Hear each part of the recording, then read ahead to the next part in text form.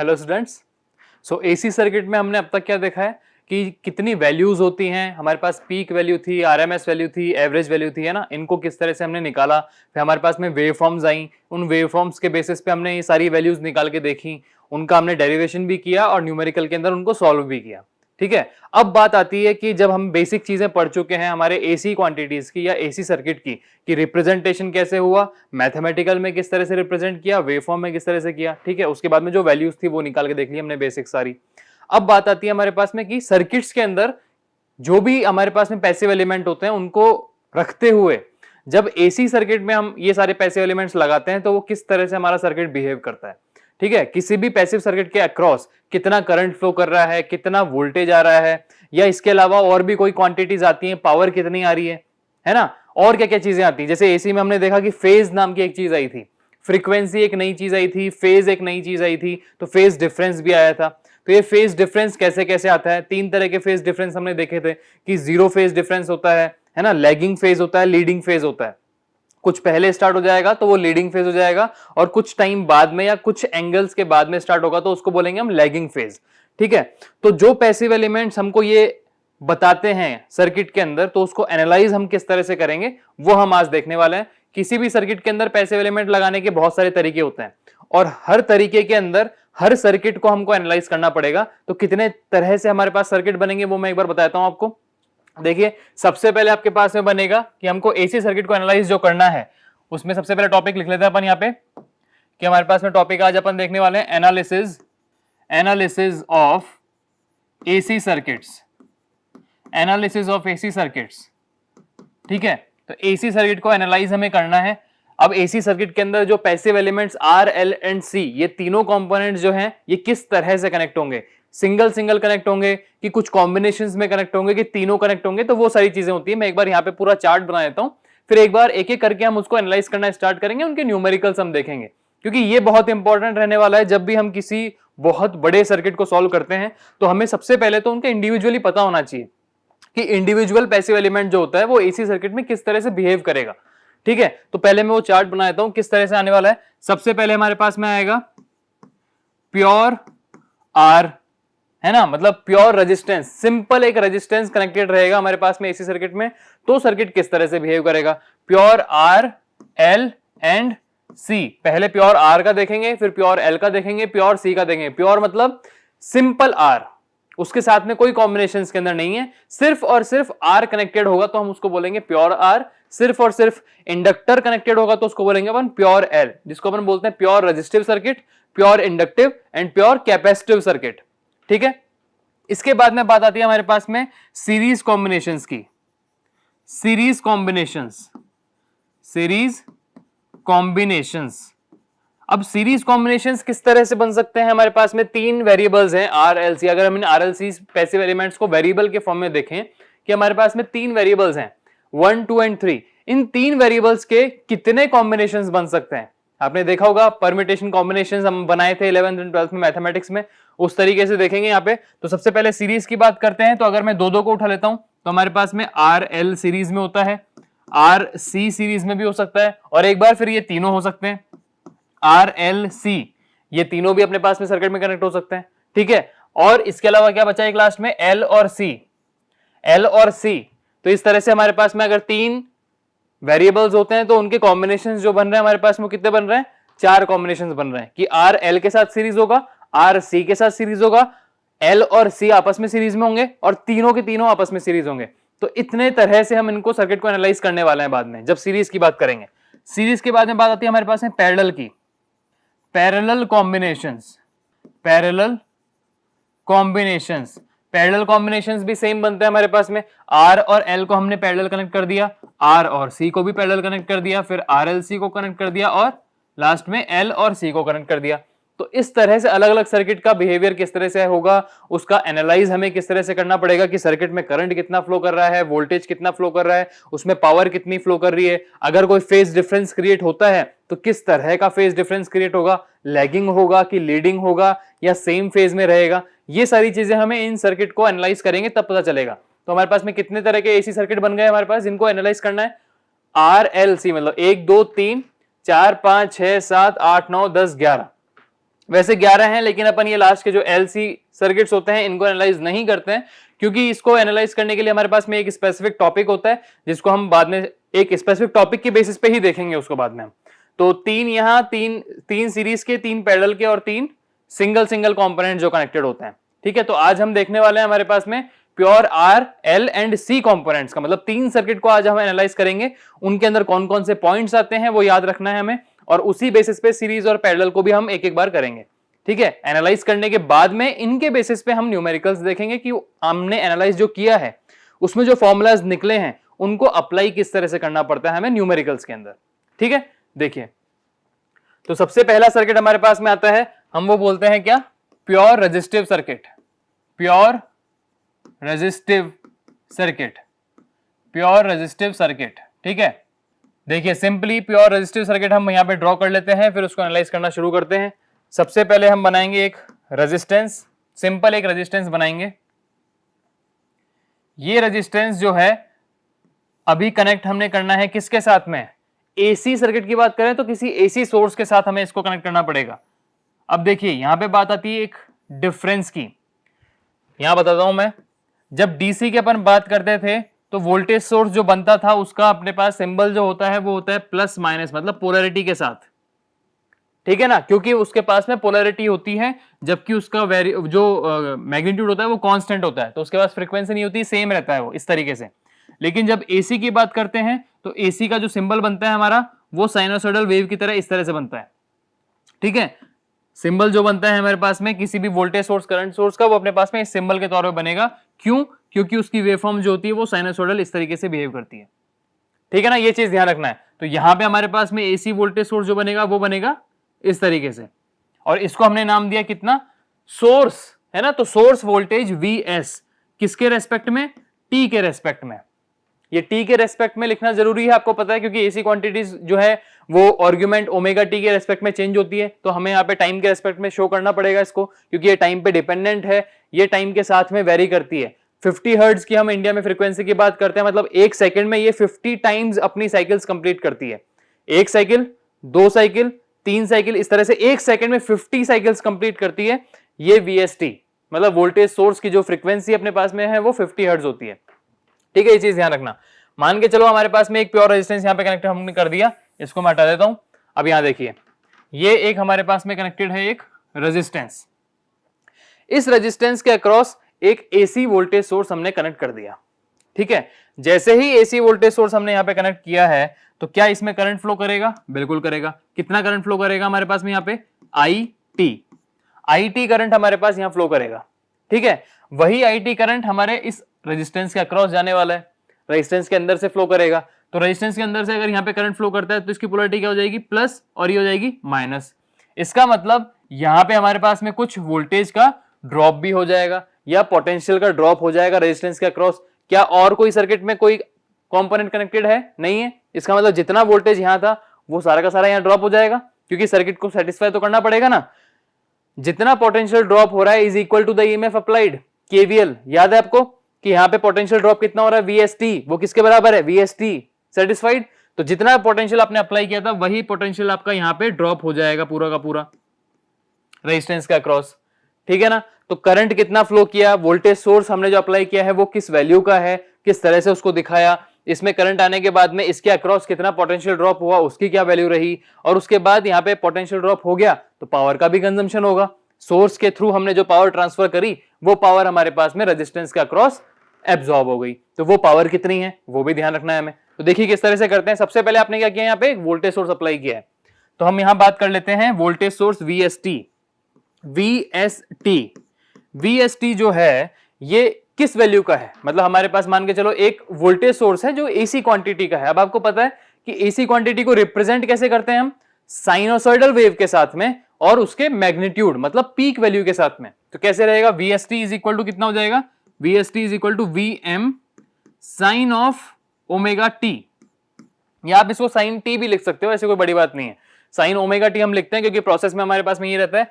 So VST is equal to कितना हो गया, VM sine of omega T, मतलब इतना आपने वोल्टेज सोर्स जो है वो अप्लाई किया है। अब ये वोल्टेज सोर्स अप्लाई करने के बाद यहां पे जो करंट फ्लो करेगा सर्किट के अंदर, वो करंट कितना फ्लो करेगा, करंट क्या होता है? Potential difference divide by resistance. अच्छा, ये चीज ध्यान रखना, जितने भी लॉज या जितने भी रूल्स हमने पढ़े हैं डीसी सर्किट में, ऐसा नहीं है कि वो सिर्फ डीसी में ही अप्लाई होते हैं। हमने थियरम्स भी पढ़ी हैं, उनके जो रूल्स हैं ऐसा नहीं है वो सिर्फ और सिर्फ डीसी में अप्लाई होगा। वो सारे रूल्स, वो सारे लॉज, जितनी भी चीजें हमने पढ़ी डीसी सर्किट में, वो सब चीजें हमारे पास एसी सर्किट के अंदर भी अप्लाई होंगी।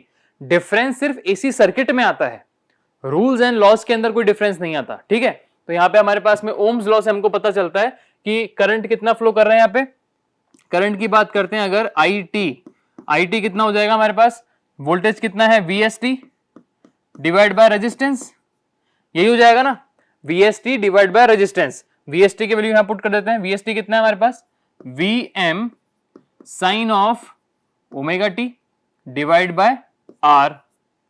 ठीक है, अब ये जो मेरे पास में यहां कंपोनेंट रखा हुआ है, मान के चलो ये वीएस डिवाइड बाय जो आर है मेरे पास, है ना, ये जो मेरे पास में कंपोनेंट है वीएम डिवाइड बाय आर, ये क्या है?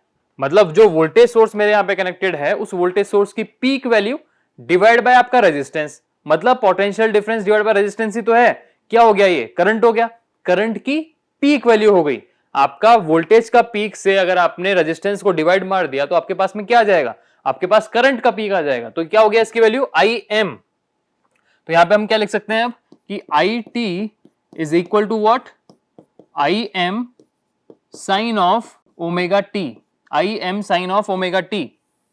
ठीक है, ये आपके पास में आ गया इक्वेशन नंबर 2, और ये जो वीएस की थी ये हमारे पास में है इक्वेशन नंबर 1।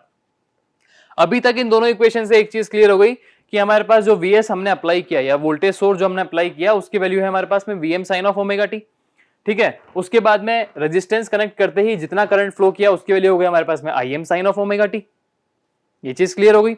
अब इसमें एक चीज यहां दे देखो आप कि क्या इस वोल्टेज और इस करंट के बीच में क्या कोई फेज डिफरेंस है?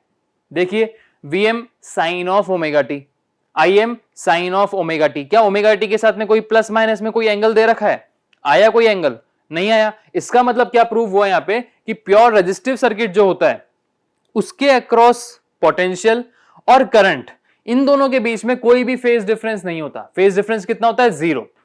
ठीक है, तो हम इसको दो तरीके से देख सकते हैं। अगर प्योर रेजिस्टिव सर्किट कनेक्टेड है तो फेज डिफरेंस हो जाएगा 0, या अगर फेज डिफरेंस 0 हो रहा है तो आपके पास में सर्किट कौन सा हुआ? प्योर रेजिस्टिव सर्किट हुआ। क्लियर है ये चीज? ठीक है, तो यहां देखिए हमारे पास में वीएसटी और आईटी के बीच में कोई फेज डिफरेंस नहीं है। ये हमने इनका मैथमेटिकल रिप्रेजेंटेशन तो ले लिया, क्या हम इनका वेव फॉर्म रिप्रेजेंटेशन कर सकते हैं? अब देखिए किस तरह से करेंगे।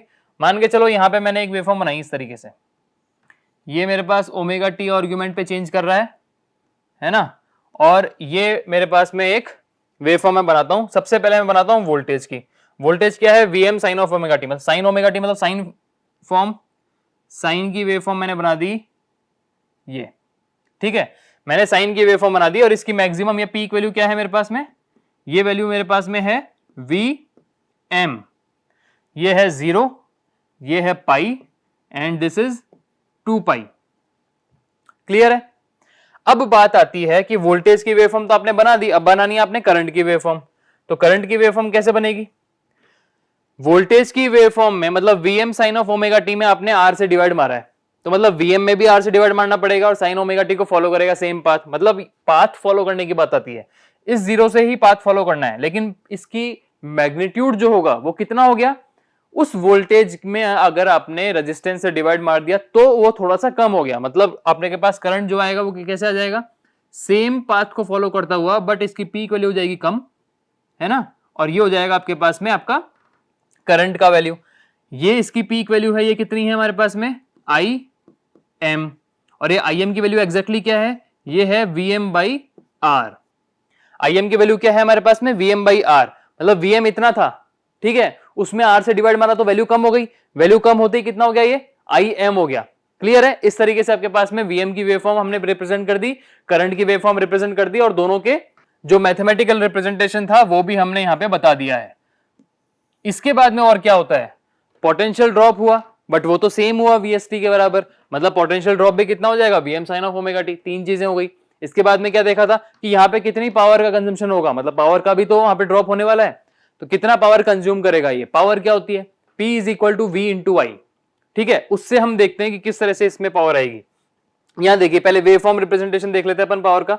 पावर के वेवफॉर्म रिप्रेजेंटेशन के लिए यहां देखिए पावर क्या होती है? V इंटू आई, मतलब हर एक इंस्टेंट पे, ये 0 टू पाई के बीच जितने भी इंस्टेंट है उनमें अगर आप इनकी वैल्यू डॉट के फॉर्म में ले लेते हो तो उन डॉट्स को आपने क्या करना है? मल्टीप्लाई करना है V और I के डॉट्स को। तो इन दोनों वैल्यूज के डॉट्स को आपने मल्टीप्लाई करना है, तो कैसे वैल्यू आएगा? Positive positive more positive, negative negative is positive but it is again more positive. मतलब अगर यहां कोई वैल्यू 4 है और यहां कोई वैल्यू 2 है, फॉर एग्जांपल Vm की वैल्यू 4 है, Im की वैल्यू 2 है, मान के चलिए एक बार के लिए, तो इस पॉइंट पे मतलब पाई बाई 2 इंस्टेंट पे, दिस पाई बाई 2 इंस्टेंट पे पावर की वैल्यू कितनी हो जाएगी? 4 इंटू 2 दैट मीन्स 8, मतलब इससे दोनों से ज्यादा, है ना। सिमिलरली यहां पे बात करेंगे -2 and -4, then again minus minus is plus and 4 into 2 is 8। That means power आपके पास में किस तरह से वेवफॉर्म आएगा? ये आएगा हमारे पास में इस तरह से कोई वेवफॉर्म, इधर भी इस साइड पॉजिटिव हाफ में रहेगा और इसका भी मेरे पास में ये पॉजिटिव हाफ में रहेगा। तो ये हमारे पास में वैल्यू आती है पावर की, और ये जो मैक्सिमम वैल्यू है ये हमारे पास में पावर की हो गई PM, maximum value, maximum value of power. Clear है? यहां देखने से हमें क्या दो चीजें क्लियर हो रही हैं। अगर मैं फ्रीक्वेंसी को कॉन्सेंट्रेट करने की कोशिश करता हूं तो देखिए, सबसे पहले वोल्टेज की ब्लैक लाइन वाली वेवफॉर्म को देखिए, ये अपनी एक साइकिल कहां कंप्लीट कर रहा है? 2 पाई रीजन में। एक साइकिल कंप्लीट हो रहा है किसमें? 2 पाई टाइम तक। करंट की बात करते हैं तो वो भी 2 पाई टाइम तक कंप्लीट हो रहा है। लेकिन अगर मैं पावर की बात कर रहा हूं तो पावर की वेवफॉर्म देखने में ये अपनी साइकिल कहां कंप्लीट कर रहा है? 0 से स्टार्ट हुआ, पाई पे आ गया, फिर वापस पॉजिटिव तो जा रहा है, फिर पॉजिटिव जाएगा, फिर पॉजिटिव जाएगा, मतलब ये 0 टू पाई तक ही वेरी कर रहा है। उसके बाद तो अपनी वेवफॉर्म को फॉलो कर रहा है, सिर्फ जो पहले की वेवफॉर्म थी उसी को फॉलो कर रहा है एज इट इज। इसका मतलब पावर जो है वो आपका पाई टाइम तक ही अपनी एक साइकिल कंप्लीट करता है। मतलब फ्रीक्वेंसी जो हो गई मतलब पावर की, वो डबल हो गई किससे? वोल्टेज से। तो आपने जो वोल्टेज सोर्स अप्लाई यहां किया था VST, जो कि ओमेगा टी से चेंज हो रहा था, और ओमेगा आपके पास एंगुलर मोमेंटम होता है, एंगुलर फ्रीक्वेंसी होती है जिसकी वैल्यू क्या होती है? 2 पाई f। तो वहां फ्रीक्वेंसी आती है, वो फ्रीक्वेंसी मान के चलो अगर 50 है, तो इस सर्किट में इस रेजिस्टेंस के अक्रॉस जो पावर कंज्यूम होगी उस पावर की फ्रीक्वेंसी कितनी हो जाएगी? तो उसको क्या बोलेंगे अपन? Power frequency. तो पावर फ्रीक्वेंसी कितनी होगी? 2 times of your supply frequency. तो यहां पे मैं लिख देता हूं एक बार, यहां से हमको क्या पता चला कि power frequency is equal to 2 times of your supply frequency. Power frequency is your 2 times of supply frequency. ये बात ध्यान रखना, ये बहुत रिपीटेड क्वेश्चन होता है हमारे कॉम्पिटिटिव एग्जाम्स के अंदर भी। अगर कोई इलेक्ट्रिकल इंजीनियर जाके कॉम्पिटिटिव एग्जाम देना चाहता है, जो बहुत सारे होते हैं, टेक्निकल कॉम्पिटिटिव एग्जाम्स होते हैं गवर्नमेंट के, उनके अंदर ये काफी रिपीटेड क्वेश्चन है कि किसी भी एसी सर्किट में what is the power frequency. Options आते हैं हमारे पास में काफी, उन ऑप्शंस में से हमें सेलेक्ट करना क्या पड़ेगा? 2 टाइम्स ऑफ सप्लाई फ्रीक्वेंसी। ठीक है, ये चीज ध्यान रखना। यहां इसके बाद में हम पावर की बात कर रहे थे, देखिए वो कैसे निकालेंगे। अगर मैं यहां पे पावर की बात करता हूं, P is equal to what? VT into IT, यही होती है पावर, है ना। V इंटू आई यही होती है, बट AC में क्या हो जाएगा? ये VT इंटू IT हो जाएगा। ठीक है, VT की वैल्यू कितनी थी मेरे पास? VM sine of omega T. ठीक है, और IT की वैल्यू कितनी थी मेरे पास में? IM sine of omega T. Clear? यहां से देखो कैसे आ जाएगा ये, VM इंटू IM और sine square of omega T, ये हो गया। अब sine square of omega T को क्या लिख सकते हैं अपन? साइन स्क्वायर ए को क्या लिख सकते हैं? 1 माइनस में cos 2a/2 लिख सकते हैं, 1 माइनस में cos 2a/2। देखिए इसको ऐसे लिख सकते हैं अपन, VM इंटू IM, इसको हम क्या लिख सकते हैं? 1 माइनस cos 2a/2, मतलब 1 minus cos of 2 omega T divide bye 2, ये लिख सकते हैं अपन, इसको ये लिख सकते हैं ना। अब देखिए यहां पे इस तरह से क्या आ जाएगा, ये आ गया हमारे पास में VM into IM/2, VM into IM/2, और दूसरा वाला पोर्शन क्या आ जाएगा, या इसको अभी इतना ही मान के चलो, 1 minus cos of 2 omega T, 1 minus cos of 2 omega T, VM IM/2 into 1 minus cos of 2 omega T. जब इस ब्रैकेट को अपन खोलेंगे तो कितना आ जाएगा? VM IM/2 minus Vm/Im/2 cos of 2 omega t, इतना आ जाएगा। कितना आ जाएगा देखो यहां पे, the power will be Vm into Im/2 minus Vm into Im/2 cos of 2 omega T, ये आ जाएगा अपने पास में। यहां देखने पे हमें दो चीज क्लियर हो रही है। पहली चीज तो ये कि पावर की इक्वेशन में हमारे पास में दो अलग अलग कंपोनेंट्स आते हैं। एक कंपोनेंट हमारे पास में Vm/Im/2, एक कंपोनेंट हमारे पास में उसके साथ में cos of 2 ओमेगा टी है, मतलब उसके साथ में फेज कनेक्टेड है। एक पॉइंट पे फेज कनेक्टेड नहीं है और एक पॉइंट पे फेज कनेक्टेड है। इसका मतलब क्या हुआ, आपके पास एसी सर्किट में जो पावर होती है वो पावर अब डीसी सर्किट की पावर की तरह सिंपल पावर नहीं होती है। यहां पे पावर हमारे पास में दो तरह से होती है। दो तरह से कौन कौन सी पावर होती है, दो तरह से अगर आप पावर की बात करते हैं तो उसमें क्या देखेंगे कि हमारे पास में एक तो एक्टिव पावर होती है और एक हमारे पास में रिएक्टिव पावर होती है ना। एक हमारे पास एक्टिव पावर होती है और एक हमारे पास रिएक्टिव पावर होती है। लेकिन यहां पे एक चीज हमें ये देखनी है कि हमारे पास फेज डिफरेंस कितना था प्योर आर सर्किट के अंदर।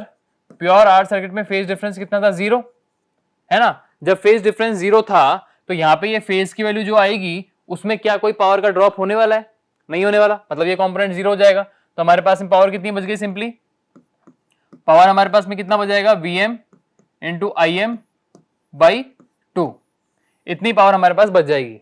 तो जो पावर की वैल्यू हमारे पास में कितनी आ गई, Vm into Im/2।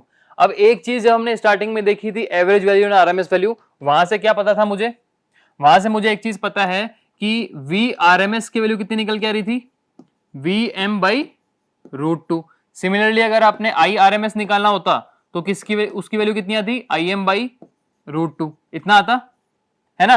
तो क्या मैं इस फॉर्मूला के अंदर कुछ चेंज कर सकता हूं अब, P इज इक्वल टू, देखिए इसको ऐसे करते हैं, P is equal to Vm/√2 into Im/√2।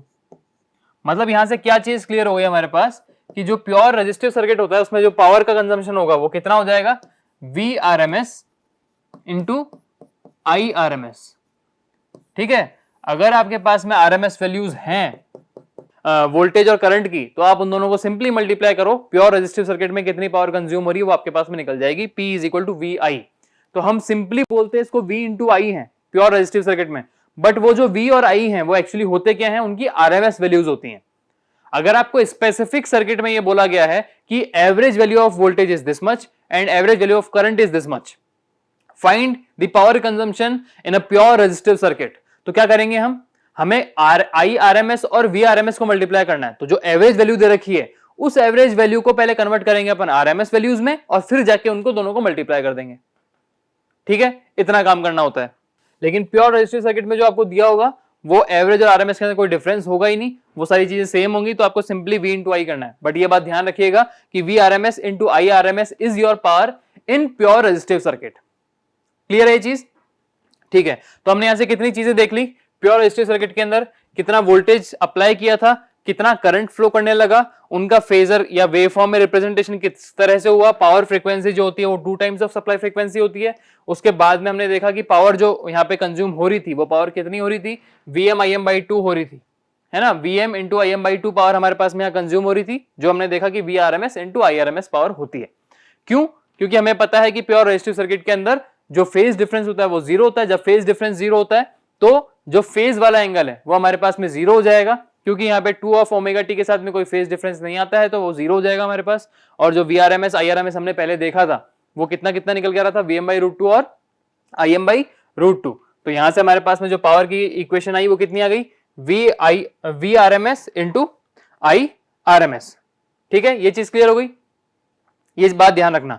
अब यहां से हमने प्योर रेजिस्टिव सर्किट के जो कंक्लूजन्स लिखने हैं वो कंक्लूजन्स एक बार लिख लेते हैं। सबसे पहला पॉइंट, क्या यहां वोल्टेज और करंट के बीच में कोई फेज डिफरेंस होता है, no, that means voltage and current are in same phase, voltage and current are in same phase, that means उनमें फेज डिफरेंस जो होता है जीरो होता है। मतलब क्या हो गया कि फेज डिफरेंस जो होगा, phase difference between voltage and current is equal to what, zero.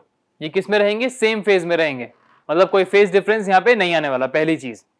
दूसरा पॉइंट क्या इंपॉर्टेंट है यहाँ पे कि power frequency is equal to 2 times of supply frequency, 2 times of supply frequency. अगर आपकी सप्लाई फ्रीक्वेंसी कितनी है 50 हर्ट्ज है, तो पावर फ्रीक्वेंसी कितनी हो जाएगी आपकी 100 हर्ट्ज हो जाएगी। क्लियर है ये चीज? अब इसके बाद हम स्टार्ट करते हैं प्योर इंडक्टिव सर्किट की। ठीक है, नेक्स्ट हमारे पास में क्या आने वाला है, प्योर इंडक्टिव सर्किट। सेकंड हमारे पास में जो सर्किट का एनालाइज करना होगा उसको हम बोलेंगे pure inductive circuit, pure inductive circuit. ठीक है, जिसको आप क्या बोल सकते हो, प्योर एल सर्किट, जो भी आप बोल सकते हो उसको। तो इसमें भी हमें सबसे पहले क्या करना पड़ेगा, सबसे पहले एक इंडक्टिव सर्किट बनाएंगे। एक इंडक्टेंस हमने यहाँ पे कनेक्ट कर दिया, इंडक्टर जिसको बोलते हैं। ये इंडक्टर कनेक्टेड है, हमारे पास में एक वोल्टेज सोर्स है, एसी वोल्टेज सोर्स है, तो इस तरह से सिंबल आएगा इसका।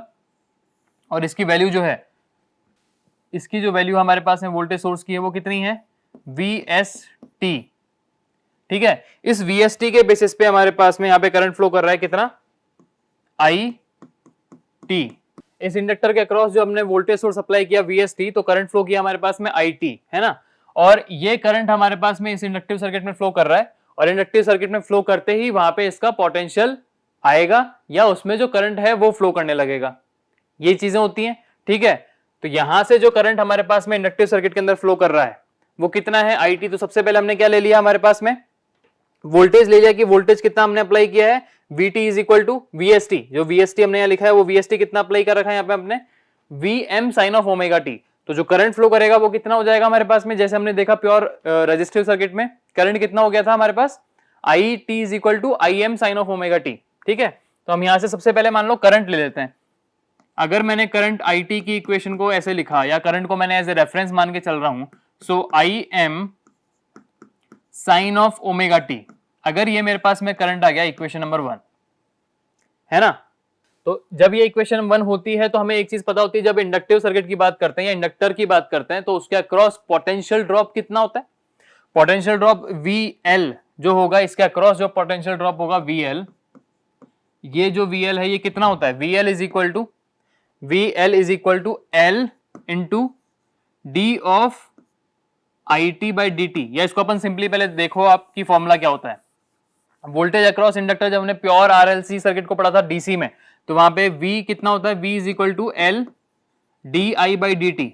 ये एक फॉर्मूला देखा था हमने, ये क्या था कि इंडक्टर के अक्रॉस कितना पोटेंशियल ड्रॉप हो रहा है, वही था ये V is equal to L DI by DT। इसी चीज को मैं अब यहाँ पे इंडक्टर के अक्रॉस पोटेंशियल के हिसाब से लिखता हूं, देखो कितना हो जाएगा, VL is equal to L into D of IT by DT, है ना, क्योंकि करंट कितना फ्लो कर रहा है, I इंटू T। तो IT के वैल्यू को यहाँ पे रिप्लेस कर दो, कितना हो जाएगा, यहाँ पे हमारे पास में ये हो गया VL is equal to L into D by DT of IM sine of omega T, IM sine of omega T. जब हम इसको डिफरेंशिएट करेंगे हमारे पास में कितना आ जाएगा, ये हमारे पास में आ जाएगा VL is equal to L तो है वो पहले की तरह बाहर रहेगा, इसके साथ में हमारे पास में क्या आ गया, ये IM बाहर आ गया, है ना। साइन ऑफ ओमेगा टी का डिफरेंशिएशन क्या होता है, cos of omega T into omega T का डिफरेंशिएशन क्या होता है, ओमेगा। तो ओमेगा अगर मैं यहां बाहर लिख देता हूं तो कितना हो जाएगा, ये हो जाएगा omega L into IM cos of omega T. VL is equal to omega L into IM cos of omega T.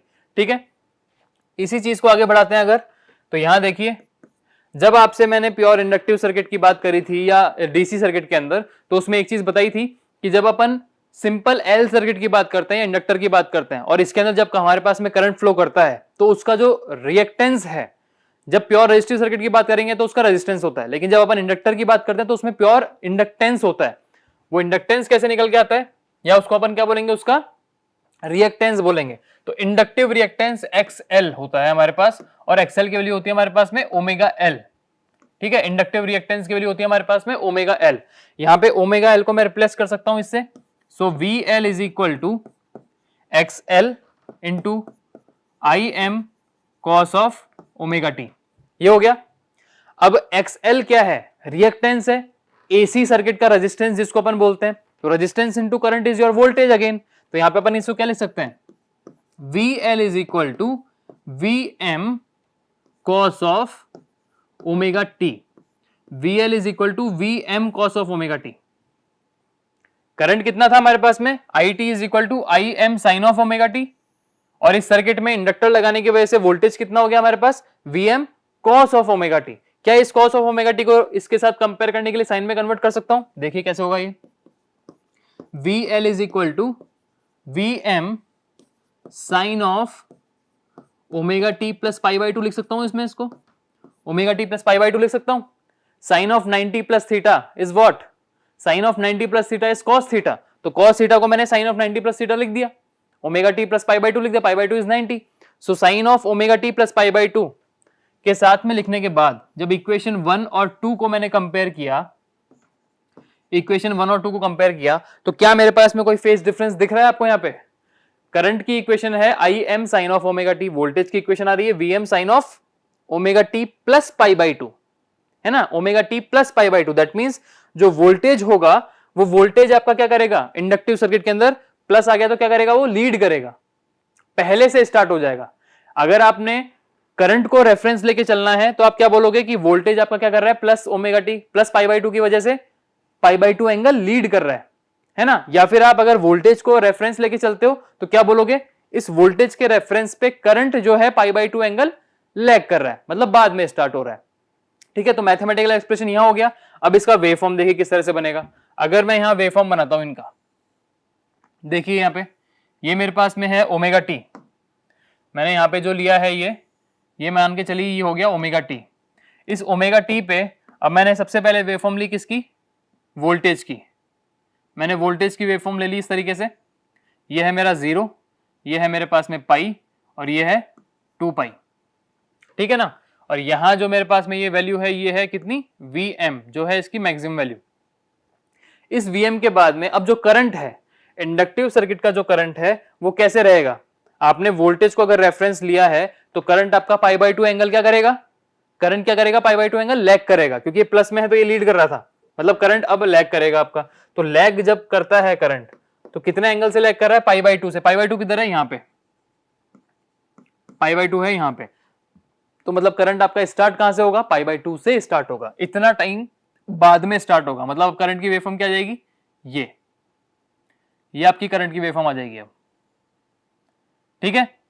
ये वैल्यू जो आपके पास में आ गई, ये आ गई आपकी आई एम, और ये आई एम एग्जैक्टली कितनी है, ये हमारे पास में कितना है आई एम, देखिए करंट की वैल्यू कितनी है आई एम की, जो आपके पास में वीएम के रेस्पेक्ट में कन्वर्ट हो जाएगा, मतलब कितना हो गया ये, Vm divide by your XL is your IM, Vm divide bye XL is your IM, ठीक है।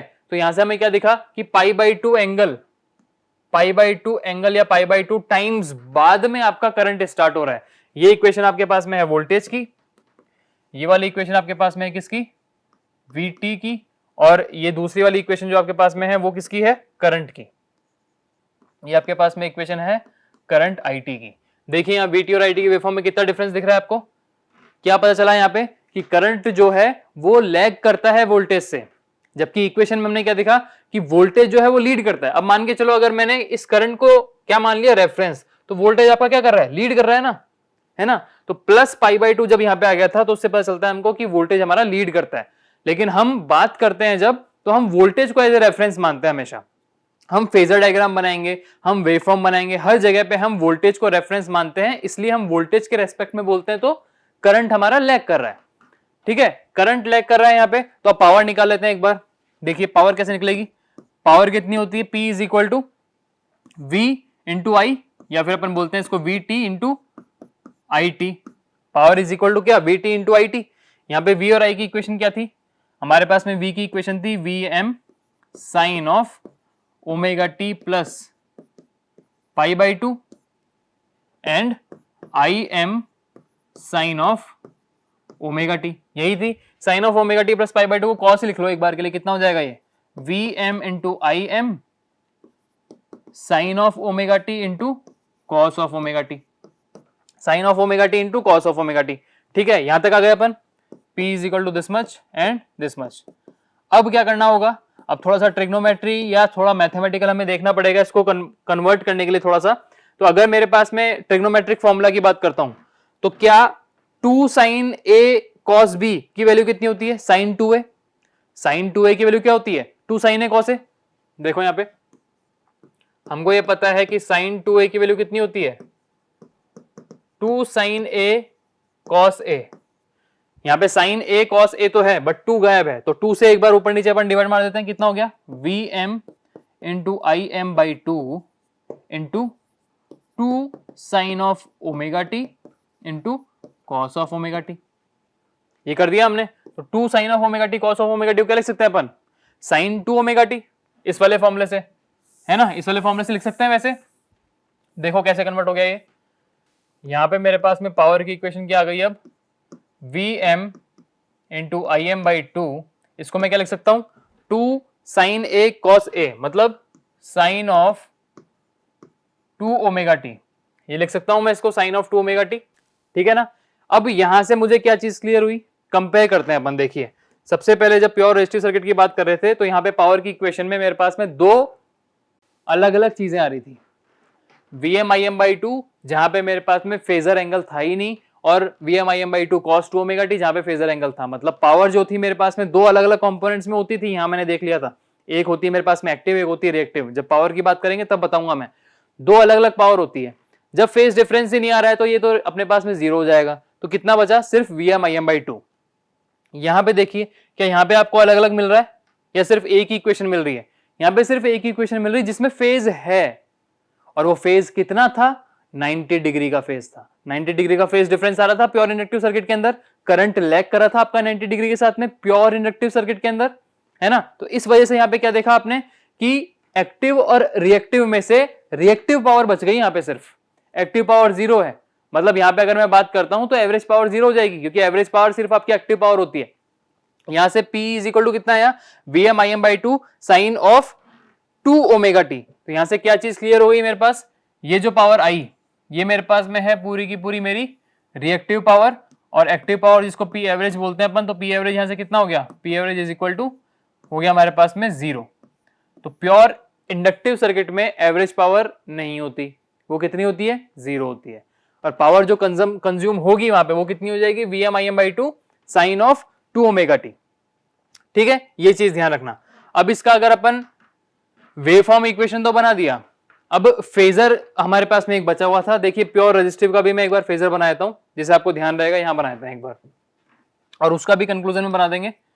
फेजर डायग्राम, है ना। फेजर डायग्राम क्या होता है? जब भी किसी सर्किट के कंपोनेंट्स का फेज हम पकड़ते हैं और उन फेजेस को रिप्रेजेंट किया जाता है हम डायग्राम के तौर पे, तो उसको बोलते हैं अपन फेजर डायग्राम।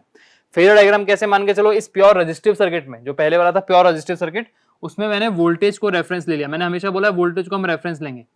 मैंने VT वोल्टेज को रेफरेंस ले लिया। यहाँ पे ये मेरा VT हो गया, ये रेफरेंस आ गया। क्या V और I के बीच में कोई फेज डिफरेंस था? प्योर रेजिस्टिव सर्किट में नहीं था ना। तो फेज डिफरेंस क्या होता है? अगर किसी एक फेज और दूसरे फेज के बीच में डिफरेंस आ रहा है एंगल का, तो हम एंगल से दिखाते हैं। मान के चलो 45 डिग्री का फेज डिफरेंस है, तो यहां से रेफरेंस लेते हुए 45 डिग्री में ऊपर चल जाऊंगा, तो इन दोनों के बीच में जो एंगल आएगा ये 45 डिग्री का आ जाएगा। तो ये एक फेज, ये दूसरा फेज। इस तरह से फेज का अपन को बनाना पड़ेगा। लेकिन क्या प्योर रेजिस्टिव में V और I के बीच में कोई फेज डिफरेंस है? नहीं। तो यहां से ही दूसरा फेज अपने पास में स्टार्ट हो जाएगा करंट का, और वो कहां तक जाएगा? VT बाई R तक जाएगा, मतलब इससे इतना कम जाएगा। ये कितना हो जाएगा हमारे पास में? IT। फेज डिफरेंस कितना हो जाएगा? जीरो। यहां पे हमारे पास में लिख देते हैं एक बार कि जो फेज डिफरेंस है, फेज डिफरेंस कितना है हमारे पास में? जीरो। या इसको अपन क्या बोल सकते हैं? ये क्या है? V और I सेम फेज में है ये। ठीक है ना। अब यही सेम चीज अगर मैं बात करता हूं इसके अंदर प्योर इंडक्टिव सर्किट के अंदर, यहां पे कंक्लूजन लिख देते हैं अपन। सबसे पहले वही सेम चीज कि सप्लाई फ्रीक्वेंसी जो होगी हमारी, उसका 2 टाइम्स हो गया हमारी पावर फ्रीक्वेंसी। तो अगर मैं पावर फ्रीक्वेंसी की बात करता हूं, ये मेरे पास में है power frequency is equal to 2 times of your supply frequency, 2 times of your supply frequency. ठीक है। इसके बाद हमारे पास में क्या कंक्लूजन आता है कि प्योर इंडक्टिव सर्किट के अंदर जो करंट फ्लो करता है वो 90 डिग्री लैग करता है ना। तो यहां देखिए हम क्या लिखेंगे कि current lags by 90 degree from voltage. 90 degree lag करता है ये वोल्टेज से, या इसको इंडायरेक्टली क्या बोल सकते हैं कि वोल्टेज लीड कर रहा है 90 डिग्री, सिंपल बात है। तो अगर 90 डिग्री लैग कर रहा है, इसी बेसिस पे या वोल्टेज को रेफरेंस लेने के बेसिस पे ही हम ये नाम देते हैं इनको कि जो इंडक्टर होता है या जो हमारे पास पैसिव एलिमेंट जिसका नाम इंडक्टर है, वो एक लैगिंग प्रॉपर्टी अपने पास रखता है। जिस भी सर्किट में इंडक्टर होगा वो कहीं ना कहीं करंट को लैग करवाएगा उसके अक्रॉस जितना वोल्टेज फ्लो कर रहा है उसमें से, ठीक है। तो अगर प्योर इंडक्टर कनेक्टेड है तो हम इसको क्या बोलेंगे, एक लैगिंग फेज, हम बोलेंगे इसको लैगिंग फेज, या लैगिंग फेज को क्या बोलेंगे अपन, लैगिंग फेज को और क्या बोल सकते हैं, 90 डिग्री लैगिंग फेज, है ना। तो यह बात करनी है हमको, इसको लैगिंग फेज बोलते हैं। वो लैगिंग फेज दिखाना कैसे, वो लैगिंग फेज के लिए हम बनाएंगे क्या, हमारा फेजर डायग्राम। देखिए फेजर डायग्राम कैसे बनेगा, इसका फेजर डायग्राम कैसे आएगा, फेजर डायग्राम, फेजर डायग्राम कैसे बनेगा इसका। रेफरेंस के लिए मैंने क्या ले लिया, वोल्टेज ले लिया, मैंने ये वोल्टेज ले लिया रेफरेंस के लिए, टेढ़ा हो गया है, ठीक है कोई बात नहीं। ये देखिए मेरे पास में एक VT मेरे रेफरेंस में आ गया। अब यहां से मेरे को बनाना है इसका करंट। करंट क्या कर रहा है, current lags 90 degree from the voltage. तो इस पॉइंट से अगर मुझे करंट बनाना है तो इस लाइन के साथ 90 डिग्री लैग करेगा, मतलब 90 डिग्री नीचे रहेगा। लैग करने का मतलब होता है इससे पीछे रहना, और लीड करने का मतलब होता है इससे आगे जाना, है ना। तो लैग कर रहा है मतलब करंट आपका जाएगा नीचे, एकदम एग्जैक्टली 90 डिग्री। ये आपका आ गया IT। अब इस लाइन को किस तरह से रिप्रेजेंट करना है कि current lags by 90 degree from voltage, इसको रिप्रेजेंट करने के लिए एरो बनाना पड़ता है हमें, वो बहुत इंपॉर्टेंट है, आपको ध्यान रखना है। फेजर डायग्राम में इन एरो का बहुत इंपॉर्टेंट रोल होता है। देखिए VT के रेस्पेक्ट में करंट अगर लैग कर रहा है, अगर आपने ऐसे बोला है कि करंट लैग कर रहा है तो कैसे दिखाना पड़ेगा, इसको इस तरीके से दिखाना पड़ेगा, और एरो की डायरेक्शन होगी यहां 90 डिग्री, ठीक है। अगर आप इसको इस तरह से बोलते हो कि वोल्टेज लीड कर रहा है, तो आपने इसको कैसे बनाना पड़ेगा, आपको बनाना पड़ेगा इसको ऐसे कि वोल्टेज लीड कर रहा है 90 डिग्री, ठीक है। ये चीज ध्यान रखना। यहां से हमें क्या क्लियर हुआ चीज कि हमारे पास में एंगल कितना आया 90 डिग्री, मतलब जो फेज डिफरेंस था, फेजर एंगल था phi is equal to 90 degree, कितना है 90 डिग्री लैगिंग है ना। फेज जो हमारे पास में है 90 डिग्री लैगिंग है, किसके अंदर, प्योर इंडक्टिव सर्किट में।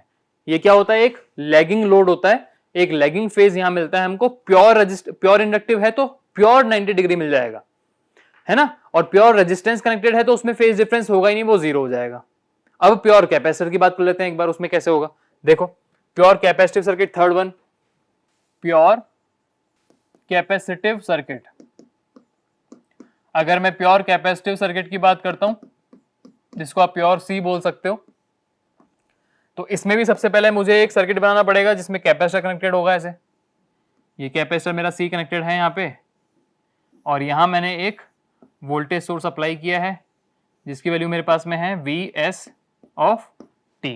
ये कैपेसिटर है, यहाँ पे जो करंट फ्लो करेगा वो करंट फ्लो करेगा I इंटू T, ये भी हमें पता है। और इसके अक्रॉस जो पोटेंशियल आ जाएगा हमारे पास में, वो क्या हो जाएगा हमारे पास में VC, लेकिन वो एग्जैक्टली इक्वल किसके होगा, VST के। ये चीज क्लियर है ना।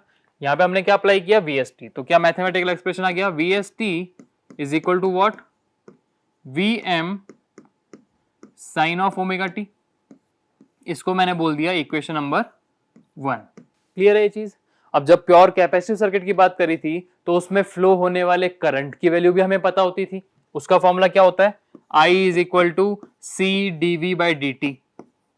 आई is equal to C DV by D T, ये फॉर्मूला पता है। तो इस कैपेसिटर के अक्रॉस जो करंट फ्लो कर रहा है हमारे पास में IT, उसकी इक्वेशन कैसे आएगी, या वो वैल्यू कैसे निकल के आया अपने पास में, देखिए I इंटू टी, या इसको आप आई सी इंटू टी लिख सकते हो एक बार के लिए समझने के लिए। तो I T is equal to क्या, C into DV by D T, capacitance C into D by D T of what, voltage applied, कितना है VST।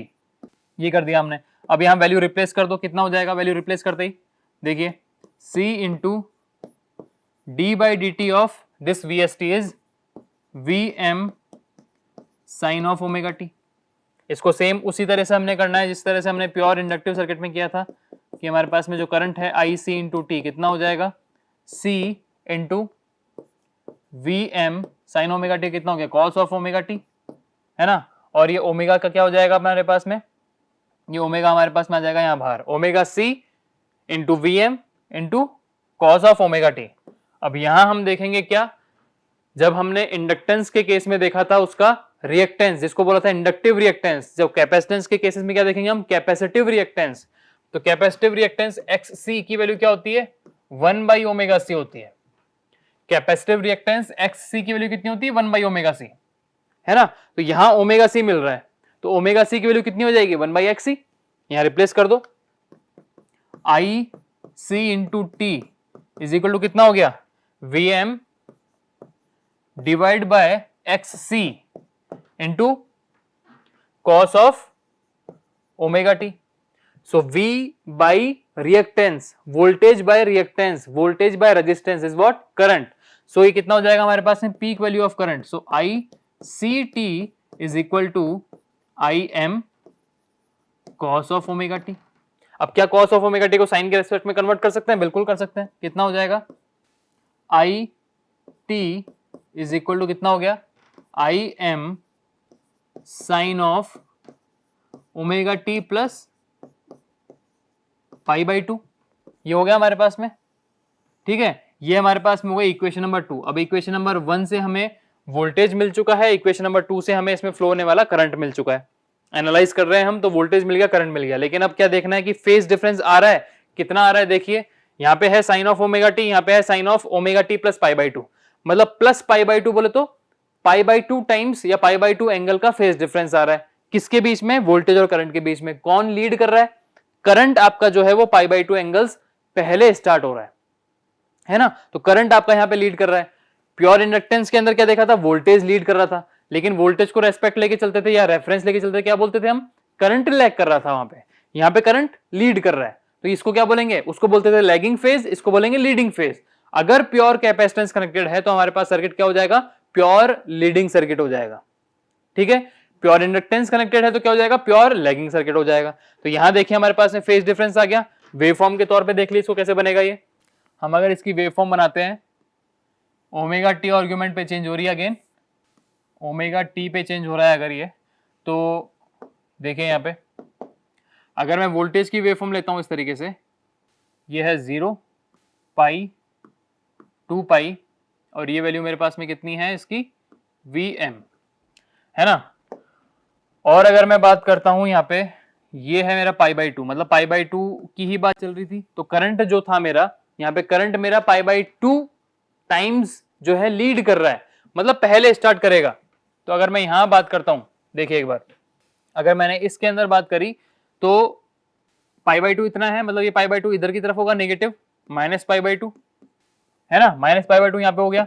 तो अपने पास में जो करंट की वेवफॉर्म होगी वो कितना लीड कर रहा है, π/2 टाइम्स लीड कर रहा है। अगर वोल्टेज 0 से स्टार्ट हो रहा है तो करंट मेरा π/2 टाइम्स पहले से स्टार्ट हो जाएगा। तो करंट कहां से स्टार्ट होगा, यहां से, करंट मेरा यहां से स्टार्ट हो जाएगा, इस तरह से मेरा करंट रहेगा। तो ये इतना एंगल पहले स्टार्ट हो गया।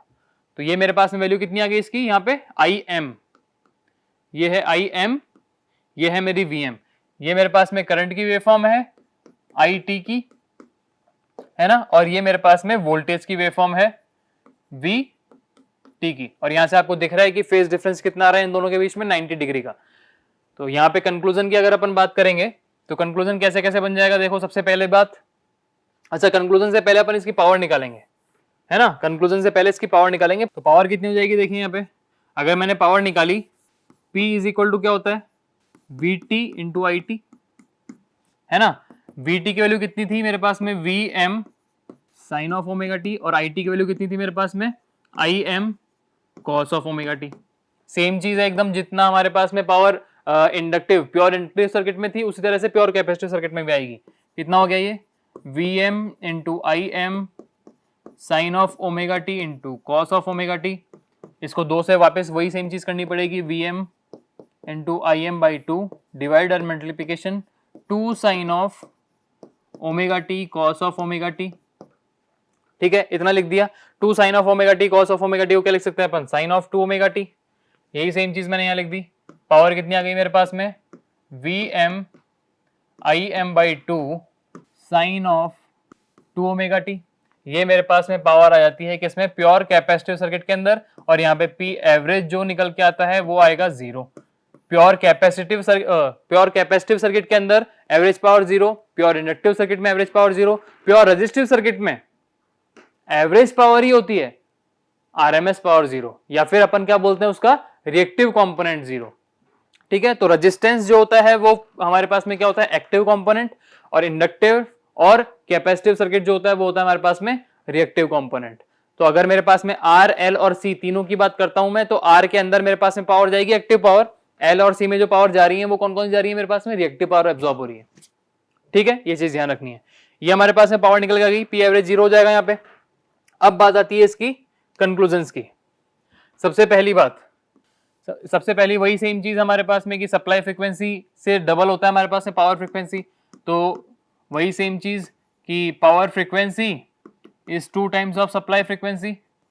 पहला तो हमारे पास में पॉइंट यही आ गया, power frequency is 2 times of supply frequency. उसके बाद में हम बात करते हैं यहाँ पे करंट हमारा जो है 90 डिग्री लैग करता है, सॉरी यहाँ पे कैपेसिटिव की बात आ रही है ना, 90 डिग्री लीड करेगा। Yes, so the current Leeds by 90 degree, current leads by 90 degree from voltage, current leads by 90 degree from voltage। तो इसको क्या बोलेंगे अपन एक तरह से लीडिंग सर्किट या लीडिंग फेज बोल देंगे, है ना, इसको क्या बोल देंगे हम, लीडिंग फेज।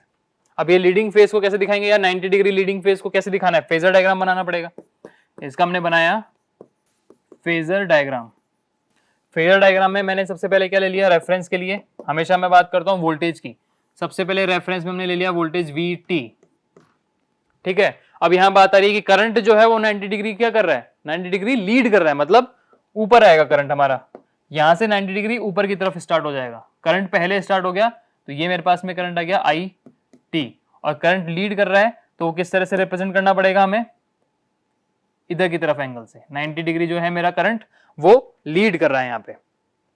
ठीक है, ये मेरे पास में आ गया इसका फेजर डायग्राम।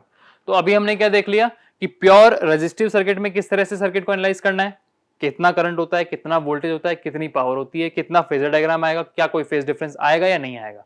इन 5 पॉइंट्स पे हमको इनको एनालाइज करना पड़ता है। प्योर इंडक्टिव सर्किट की बात करी तो हमारे पास में क्या देखा, वोल्टेज कितना था, करंट कितना था, उनके बीच का वेवफॉर्म रिप्रेजेंटेशन देख लिया, मैथमेटिकल रिप्रेजेंटेशन देख लिया, फेजर डिफरेंस आया था। प्योर इंडक्टिव सर्किट के अंदर क्या हुआ था, करंट 90 डिग्री लैग कर रहा था, वोल्टेज लीड कर रहा था, उसको हमने पावर के वेवफॉर्म में देख लिया। फिर बाद में प्योर कैपेसिटिव सर्किट की बात करी थी तो उसके अंदर हमने वोल्टेज करंट की इक्वेशन देखी, उनका मैथमेटिकल वेवफॉर्म रिप्रेजेंटेशन देखा, उसके साथ में क्या देखा कि क्या फेज डिफरेंस आया, बिल्कुल आया। इस बार करंट जो है लैग नहीं कर रहा, इस बार करंट लीड कर रहा है। ठीक है, इस बार 90 डिग्री लीड कर रहा है वोल्टेज से करंट, मतलब वोल्टेज लैग कर रहा है। उनका हमने फेजर डायग्राम बना दिया। और हमने एक चीज और देखी कि तीनों के अंदर जो फ्रीक्वेंसी होती है पावर की, तो पावर फ्रीक्वेंसी हमेशा 2 टाइम सप्लाई फ्रीक्वेंसी होती है। 2 टाइम सप्लाई फ्रीक्वेंसी क्यों बोला हमने, कि अगर सप्लाई पे वोल्टेज दिया है, वोल्टेज अगर हमारा मान के चलो 1 साइकिल कंप्लीट करता है T टाइम में, तो पावर जो होगी वो T टाइम में 2 साइकिल कंप्लीट करेगी, T/2 टाइम में 1 साइकिल कंप्लीट कर लेगी। ये हमने वेवफॉर्म्स में देख लिया था एक बार। ठीक है, तो यहां से क्या कंक्लूजन निकाला कि power frequency is 2 times of your supply frequency. तो प्योर रेजिस्टिव सर्किट होता है, कोई फेज नहीं होता। कंक्लूजन क्या निकलता है लास्ट में, 3 लाइंस के अंदर कंक्लूजन है कि अगर प्योर रेजिस्टिव सर्किट है तो वो सेम फेज में रहेगा, क्या, वोल्टेज और करंट। प्योर इंडक्टिव सर्किट है तो करंट जो है 90 डिग्री लैग करेगा। प्योर कैपेसिटिव सर्किट है तो करंट 90 डिग्री लीड करेगा। ठीक है, तो रेजिस्टिव सर्किट के अंदर फेज डिफरेंस 0, इंडक्टिव सर्किट के अंदर 90 डिग्री लैगिंग, कैपेसिटिव सर्किट में 90 डिग्री लीडिंग। ठीक है, अब आने वाले लेक्चर्स में हम क्या देखेंगे कि इनके कॉम्बिनेशंस किस तरह से बनेंगे। अभी तो हमने इंडिविजुअल उठा के इनको एनालाइज कर लिया, अब इनके कॉम्बिनेशंस जैसे बनते हैं कि सीरीज कॉम्बिनेशंस अलग बनेंगे, पैरेलल कॉम्बिनेशंस अलग बनेंगे, उनको एनालाइज किस तरह से करना पड़ेगा। जब ऐसा होगा कि इंडक्टर बोलेगा कि मैं तो 90 डिग्री उसको लैग करवाऊंगा करंट को, लेकिन रेजिस्टेंस बोलेगा नहीं मैं तो सेम फेज में लगाऊंगा, तो वो दोनों आपस में किस तरह से खेलते हैं, क्या वो 90 डिग्री लैग करने देता है या वो उसको सेम फेज में रखेगा या कुछ बीच का रास्ता अपनाया जाएगा। जब दोनों कॉम्बिनेशंस होंगे, फिर एक बार जब तीनों कॉम्बिनेशंस एक साथ आ जाएंगे तो कैसे कैसे सारी चीजें होंगी, किस तरह से वो डोमिनेंस मिलेगा आपको कि इंडक्टर डोमिनेंट हो रहा है या कैपेसिटर डोमिनेंट हो रहा है, वो आने वाले लेक्चर्स में अपन देखेंगे। ठीक है, थैंक यू।